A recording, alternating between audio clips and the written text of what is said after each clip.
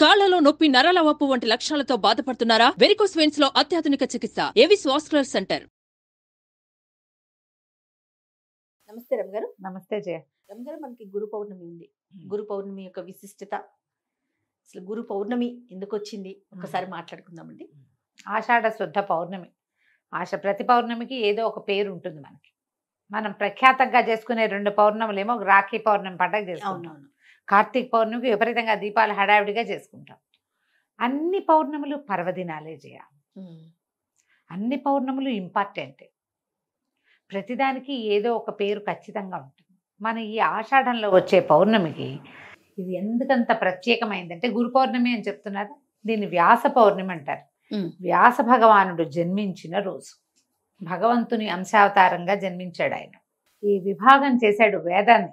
అందుకని ఆయనకి కృష్ణద్వైపాయనుడు ఆయన అసలు పేరు. అదైతే వేదవ్యాసుడుగా ఆయన ఆ పేరు వచ్చింది. ఓకే. ఈ ఏకీకృతంగా ఒక మూల పదార్థం లాగా ఉన్న వేదాన్ని 4 భాగాలుగా విభజించాడు. మన మానవులకు అందించడానికే.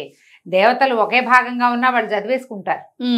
మన కోసం మానవుల కోసమే చేశాడు. ఆ తర్వాత కాలంలో ఆయన ఏం చేశాడు?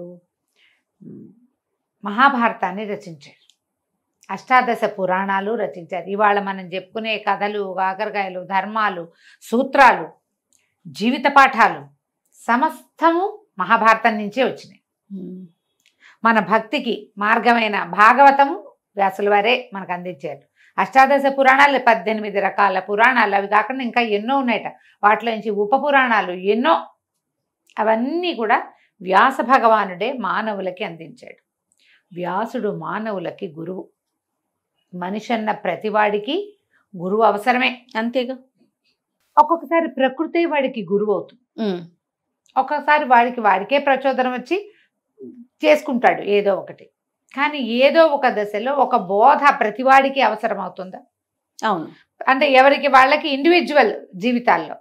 అలా కాకుండా మానవాళికే బోధించిన వాడు వేదవ్యాసుడు.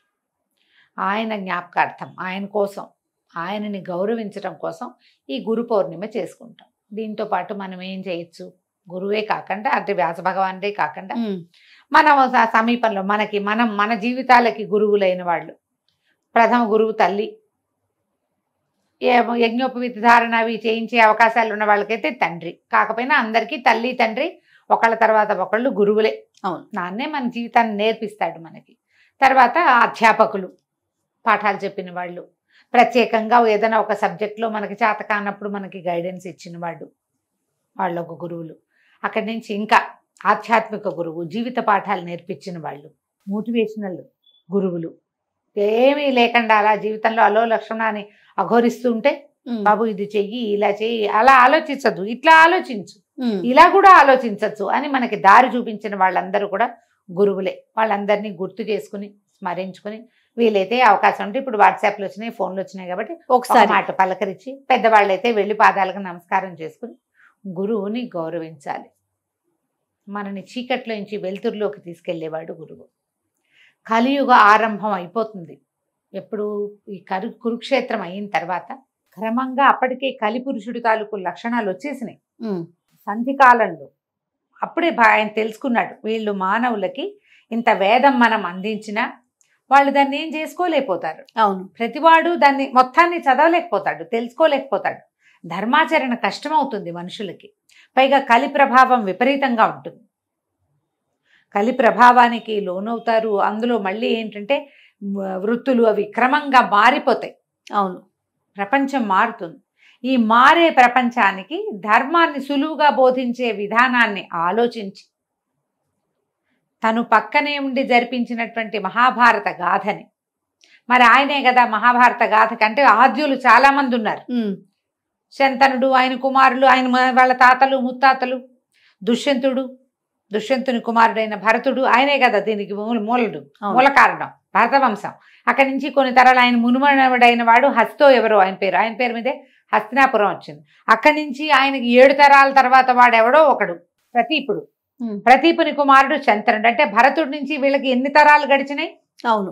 ఇన్ని తరాల తర్వాత ఈ యుగాంతానికి ముందు ఒక మహాభారత యుద్ధం, అత్యంత పెద్దదైన యుద్ధానికి సాక్షిభూతుడుగా నిలబడి ఉన్నాడు ఆయన. ఆయన వీళ్ళ జీవితాల్లోకి అడుగుపెట్టిన తర్వాత, అంటే మహాభారత కథాఘట్టాల్లోకి ఆయన అడుగుపెట్టిన తర్వాత ఆయన వల్లే ధృతరాష్ట్రుడు, పాండురాజు, విదురుడు జన్మించారు.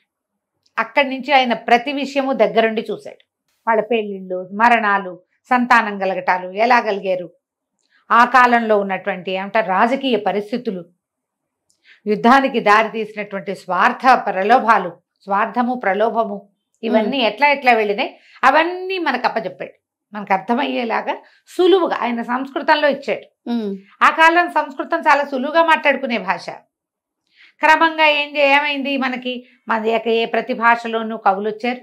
సంస్కృతం క్షుణ్ణంగా చదువుకుని ఆయన అందజేసిన మహాభారతాన్ని సులువుగా మన భాషలోకి అనువదించారు. సంస్కృతం చదివి కూడా మామూలు భాషలో, పామర భాషలో ఎంతమందికో అప్పచెప్పినటువంటి ఆ పౌరాణికులు ఎంతమంది. అవును. అట్లా మనకి అందించటానికి మూల కారణమైన వాడు వ్యాసుడు. నువ్వు ఏమి కొత్త గురువుని తీసుకోక్కర్లా, ఇంకొక గురువు ఎవరైనా నాకు కావాలి అని నువ్వు వెంటబడి ఆలోచన చేయక్కర్లా, వెతకాల్సిన పని లేదు. మహాభారతం చదువు, నీ జీవితం ఎలా ముందుకు తీసుకెళ్లాలో నీకు అది నేర్పించేస్తుంది. మహాభారత అంతర్గతంగానే భగవద్గీత చెప్పబడింది. భారతీయులకి ప్రధానమైన ఏమనాలి పవిత్ర గ్రంథం. రామాయణం ఎంత ముఖ్యమో భగవద్గీత అంత ముఖ్యం. భగవద్గీతని అసలు వారే మనకు అందించారు. మనం నిత్యపారాయణగా చెప్పుకునే విష్ణు సహస్రనామం కూడా వ్యాసుల వారు అందించిందే. అవసరం కదా మరి. కాబట్టి ఈ రోజున మనం కోశ పూజ చేసుకోవచ్చు. ఎలాగా మహాభారతం కానీ, భగవద్గీత కానీ, భాగవతం కానీ, ఏదైనా ఒక పుస్తకం ఉంటే మన దగ్గర ఆ పుస్తకాన్ని పూజించి వ్యాసుల వారినే సాక్షాత్తు పూజించినట్టు కాస్త గంధం బొట్టు పెట్టి 2 పువ్వులు పెట్టి ఒక నమస్కారం చేసుకుని ధూపదీప నైవేద్యాలు, అరటిపళ్ళు, పాలు ఏదైనా నివేదన చేసి నమస్కారం చేసుకుంటే వ్యాసుల వారిని గౌరవించినట్టు. మన జీవితాల్లో వచ్చే చాలా మలుపులకి కారణమైన చాలా కథలకి ఆద్యుడు ఆయన. కాబట్టి మీకు అవకాశం ఉంటే ఎవరైనా గురువునో ఎవరో ఒకళ్ళని, మీకు ఎవరి అవకాశం ఉంటే వాళ్ళకి ఆధ్యాత్మిక గురువులు ఉంటారు కదా, మంత్ర గురువు. ఆధ్యాత్మిక జీవితం కాకుండా ఇప్పుడు ఇదివరకు మంత్రం అంటే ఖచ్చితంగా వీళ్ళకే ఇవ్వాలి అని ఒక నియమం ఉండేది కొన్నేళ్ల క్రితం, కొన్ని దశాబ్దాల క్రితం అనుకుందాం. ఇప్పుడు అలా లేదు. ఇప్పుడు అట్లా లేదు. ఎవరైనా సరే గురుగారు ఇస్తే మంత్రం పుచ్చుకుని చేసుకోవచ్చు. అలా మంత్రాన్ని ఇచ్చి మీ జీవితాల్లో మార్పుకి కారణమైన మంత్ర గురువు, విద్యా గురువు, ఆధ్యాత్మిక గురువు ఎవరో ఒకళ్ళని జ్ఞాపకం చేసుకోండి, పూజించండి, పలకరించండి. అంతే చేసుకోవాలి. ఇప్పుడు ఈ రోజున చేయవలసిన విధి అయితే అది. నేనైతే చదువుకున్న ప్రతి వాళ్ళు ఒక మాట భగవద్గీత చదువుకోండి, 4 వాక్యాలైనా భారత గురించి తెలుసుకోండి అనే చెప్తాను. అడుగుతారు చాలా మంది గురు పూజ మహోత్సవం కదా, ఇప్పుడు ఏమంటారు గురు పౌర్ణమి కదా, ఏం చేయాలి అంటే ఇలా మనం గురు పూజని ముందుకు తీసుకెళ్ళచ్చు. తప్పకుండా గారు. ఈ పౌర్ణమి ఏంటంటే పగలు ఉపవాసం ఉండి రాత్రి భోజనం చేసే విధానం ఉంటుంది. ఒకవేళ మీరు పౌర్ణమిని చేయదలుచుకుంటే మామూలుగా కూడా ప్రతి పౌర్ణమికి మనం అలా చేయొచ్చు. పగలు ఉపవసించి సాయంకాలం చంద్రదర్శనం కాగానే భోజనం చేయొచ్చు. ఈ విధానంలో మనం ఎవరిని పూజిస్తామంటే మీ ఏ దైవాన్ని పూజిస్తారో ఇలవేల్పు ఎవరో వారిని పూజించుకోవచ్చు, లలితాదేవిని పూజించుకోవచ్చు.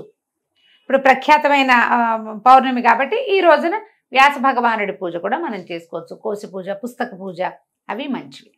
తప్పకుండా. నమస్తే. నమస్తే. సుమన్ టీవీలో మీ పర్సనల్ అండ్ బిజినెస్ ప్రమోషన్స్ కోసం కింది నెంబర్కి కాంటాక్ట్ చేయండి.